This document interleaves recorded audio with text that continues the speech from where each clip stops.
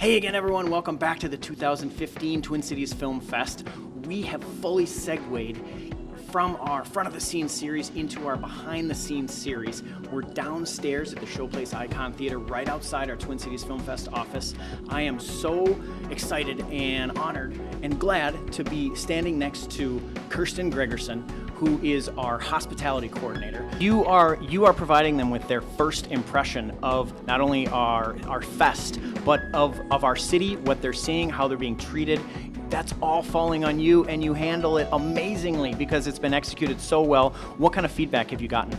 And don't be modest. Oh, one person said it was one of the best days of his life last year. A filmmaker. Yes, a filmmaker. That was really sweet. Or just one of the best. A lot of you hear this is the best festival, the most organized festival we've been to. That's not on me though. That's on. It starts from the top. It's Jayton. It's Danny. It's the interviewers. Is that interviewers? Yeah, it's you're just too everybody. kind. It's the team. So anyway, people have been we've had very positive feedback. But yeah, it was.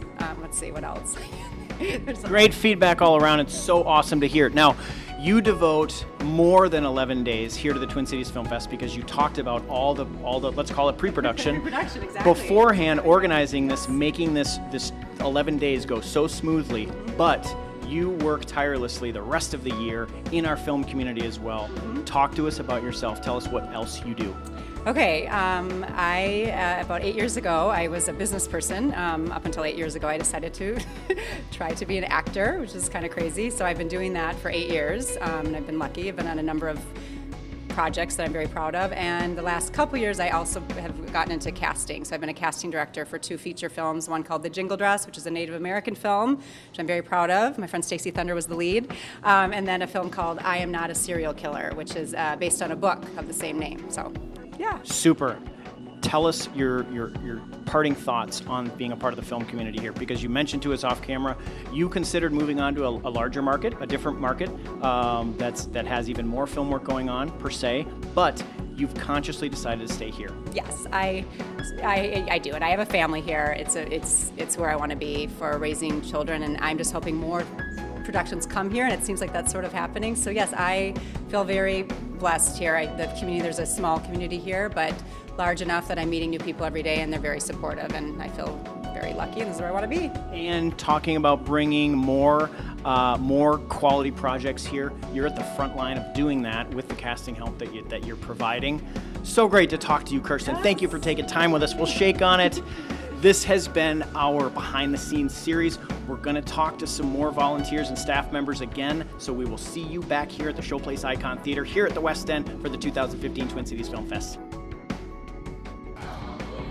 Hey again, everyone. Welcome back to the 2015 Twin Cities Film Fest here at the shops at West End. I was going to say the Showplace Icon Theater, but we're actually across the street outside our VIP mixer lounge that has been set up especially for the Twin Cities Film Fest. We've been in there before.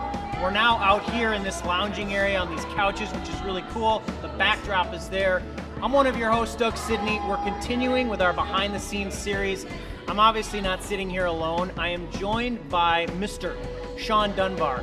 Shawn is our driver. I was going to say lead driver because you're the most experienced with this, so I'm going to say it. Shawn's our lead driver here at the Twin Cities Film Fest. Tell us more about your responsibilities as a driver, because we know how important it is. You're that first point of contact. Talk to us about it. Yeah, so I like to look at it as my job is as one of the first points of contact with the producers and directors that come into town, is to make them feel comfortable. You know, when they come into the car, like today, he's on a flight right now that's been delayed for an hour. So coming in here, I'm sure he's gonna be a little bit, there's gonna be something there that's gonna need to be calmed down. And I like to be that guy that can welcome him and let him know, like, hey, don't relax, we have everything taken care of. And right away, they get to ride in luxury, which is something that really, I think, helps create that comfort. So when they get in the car, not only are they riding in this car, but we have a nice little care package that we also bring with that contains mints, Band-Aids. There's a sewing kit in there this year. I guess if somebody's ripped their pants, I've done it before. Hey, it happens. Hey now. But yeah, there's just a lot of amazing things in there, pretty much everything that they need. Love it. Yeah. Shawn Dunbar. Thanks a million for being with us. We're going to do this. We're going to execute this, and if it doesn't fly, they'll take it out. But this, yeah, love it. We're wrapping up our behind-the-scenes segments here at the 2015 Twin Cities Film Fest. What a great way to go out with Shawn Dunbar. Thank you. You're the greatest. We're going to see you next year here at the 2015 Twin Cities Film Fest in our 7th year for the 2016 edition. Oh, I'm so excited. It's already going to happen soon. All right.